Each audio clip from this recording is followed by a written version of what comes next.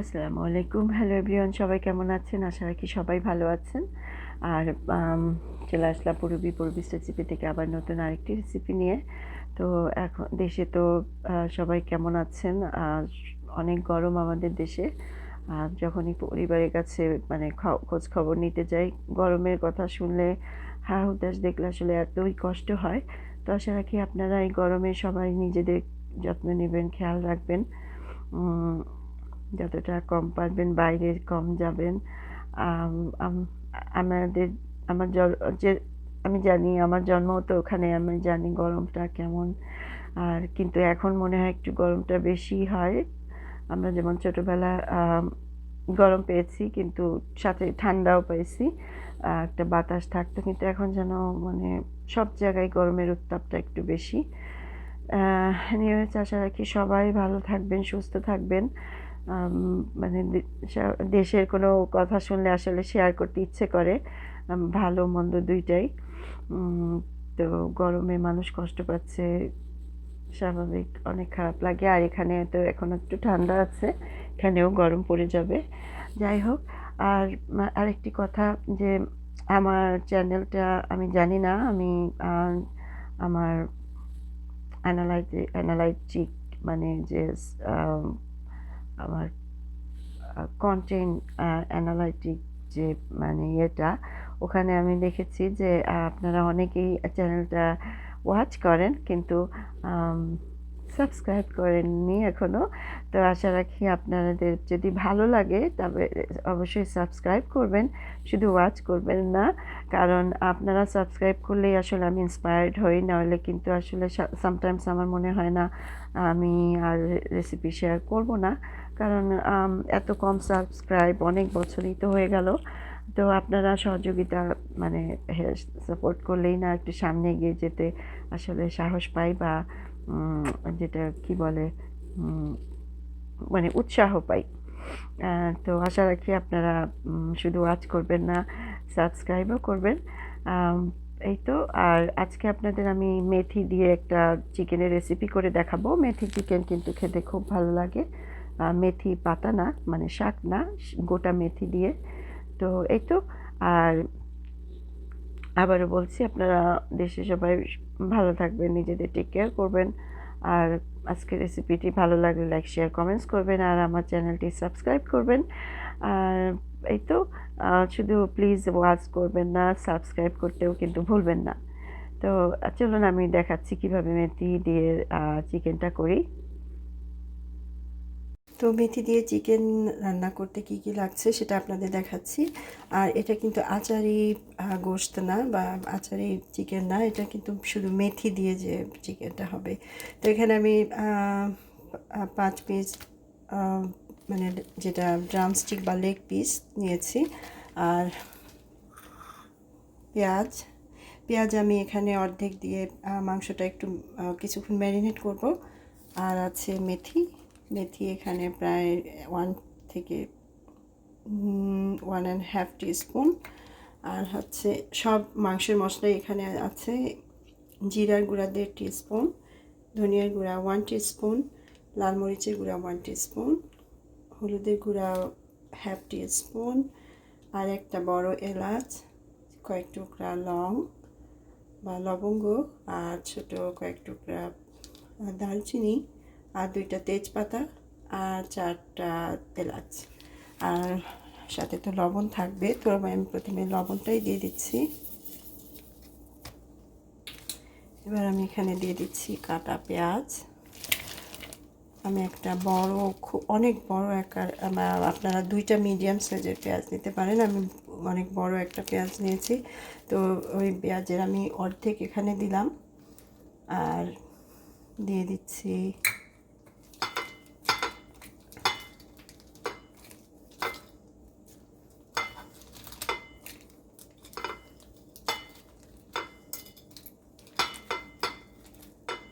সব গুঁড়া মশলা।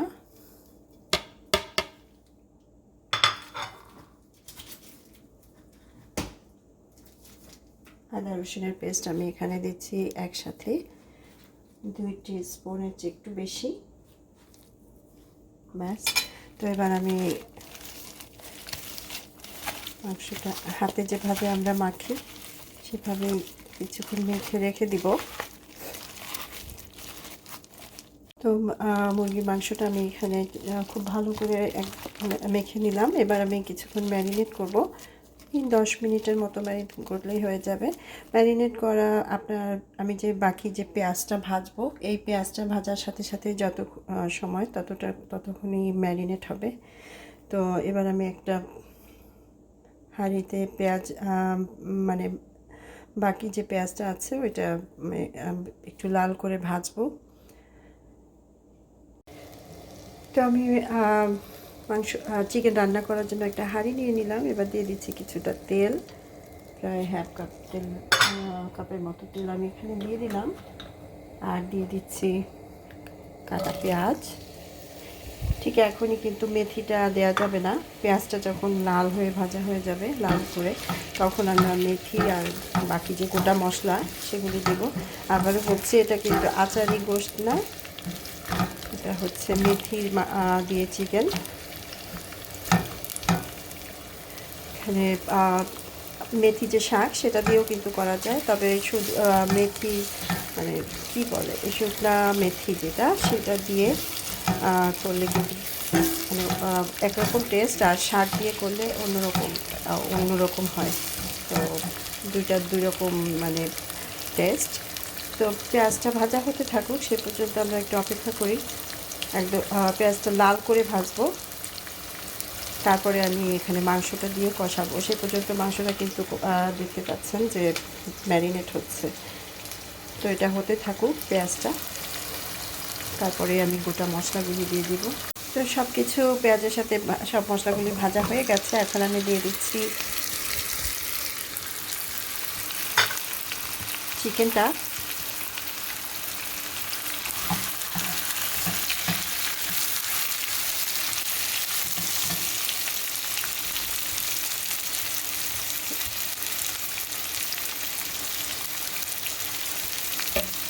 তো চিকেনটা এখন আমি প্রায় 5-6 মিনিট এখানে কষাবো, তারপরে পানি দেব।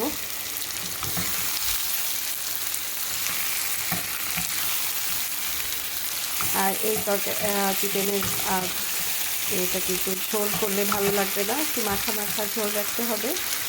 যে কোনো আচারি গোশত বা মেথি গোশত সব কিছু কিন্তু একটু মাখা মাখা ঝোল রাখলেই ভালো লাগে।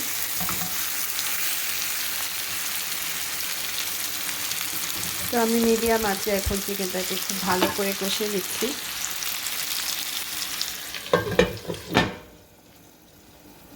তো আমি মাংস কষানোর সঙ্গে চিকেনটা কষানোর সাথে সাথে দিয়ে দিয়েছি 3টা লাল মরিচ। তো লাল মরিচগুলি আপনারা চাইলে পেঁয়াজ ভাজার সময়ও দিতে পারেন, তবে এই সময় দিলে মাংসের সাথে সাথে এটা ভাজা হবে, আর লাল মরিচের যে একটা অ্যারোমা সেটাও বের হবে। তো এখন মাংসটা পেঁয়াজের যে একটা পানি আর চিকেনের যে নিজস্ব পানি, ওইটার সাথে খুব কষানো হবে আরও প্রায় 5 মিনিটের মতো। তারপরে আমি এখানে পানি দেব। আর এই তো প্রতিটা রান্নারই কিন্তু একটা নিজস্বতা আছে।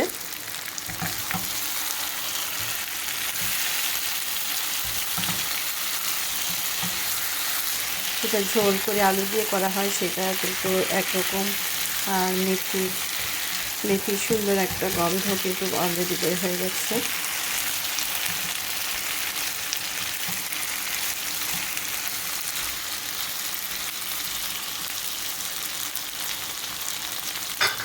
মাংসটা কষানো হয়ে গেলে আমি এখানে দিয়ে দেবো কিছু টমেটো, বড় একটা টমেটো আমি এখানে দেবো। এখনই না, মাংসটা কষানো হয়ে গেলে, তো সেই পর্যন্ত একটু অপেক্ষা করতে হবে। চিকেনটা কষানো হয়ে গেছে। তো আপনারা হয়তো ভাবছেন যে পেঁয়াজ ভাজা আবার কাঁচা পেঁয়াজ এভাবে করলেই কিন্তু খেতে অনেক ভালো লাগে। আর এবার আমি দিয়ে দিচ্ছি টমেটো। আমি টমেটো এভাবে যখন অনেক বেশি করে নিয়ে আসি তখন ফ্রোজেন করে রাখি। তো টমেটো ফ্রোজেন সংরক্ষণ আপনাদের একদিন দেখাবো। সব সবজি সংরক্ষণ আসলে আমার খুব ইচ্ছে হয় দেখাতে, আশা করি ইনশাল্লাহ এক সময় দেখাবো।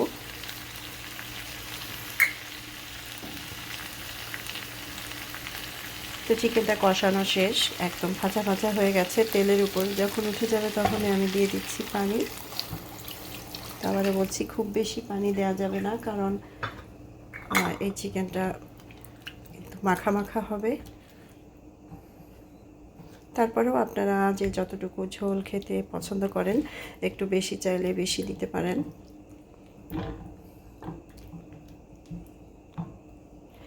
আমি যেহেতু আঁচটা একটু বাড়িয়ে দেব, তো আর কিছুটা পানি এখানে অ্যাড করছি। ব্যাস।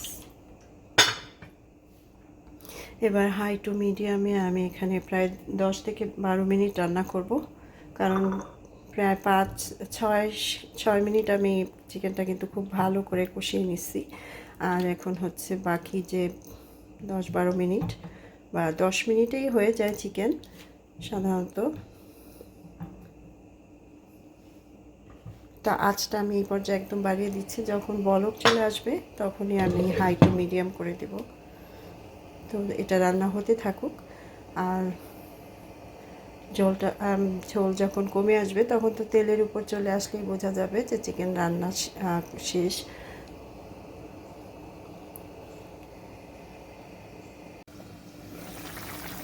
চিকেনটা কী পর্যায়ে এখন আছে আপনাদের একটু দেখাচ্ছি।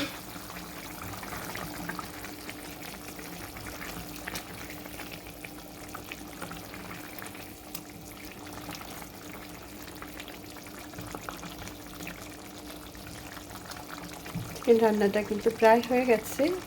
দেখতে পাচ্ছেন যে মাংস যখন চিকেনটার গা থেকে যখন তবে ছেড়ে আসবে তখন কিন্তু বুঝতে হবে যে চিকেন রান্না শেষ। তো আর কিছুক্ষণ চুলায় রাখবো, ঝোলটা আর একটু ঘন হওয়া পর্যন্ত। তারপরে আমি একটা বলে সার্ভ করব। তো এটা এখন আর একটু হতে থাকুক। প্রায় 10 মিনিট, 8 থেকে 10 মিনিট ধরে আমি এটা রান্না করলাম। আর কষানোর জন্য 4-5-6 মিনিট, এই তো। তো ঝোলটা আর একটু ঘন হওয়া পর্যন্ত অপেক্ষা করি, তারপরে কিন্তু চিকেনটা রান্না শেষ। তৈরি হয়ে গেল খুবই মজার মেথি দিয়ে চিকেন। তো একদম ঝোলটা এরকম মাখা মাখা রাখতে চেয়েছিলাম, সেটাই হয়েছে। তো এই ঝোলটা বেশি না রাখার চেষ্টা করবেন, এই পর্যন্ত এরকম মাখা মাখা রাখলে কিন্তু খেতে ভালো লাগে। তো আশা করি আজকের রেসিপিটি আপনাদের ভালো লেগেছে। ভালো লাগলে লাইক শেয়ার কমেন্টস করবেন, আর পূর্বেশ রেসিপি চ্যানেলটি সাবস্ক্রাইব করতে ভুলবেন না।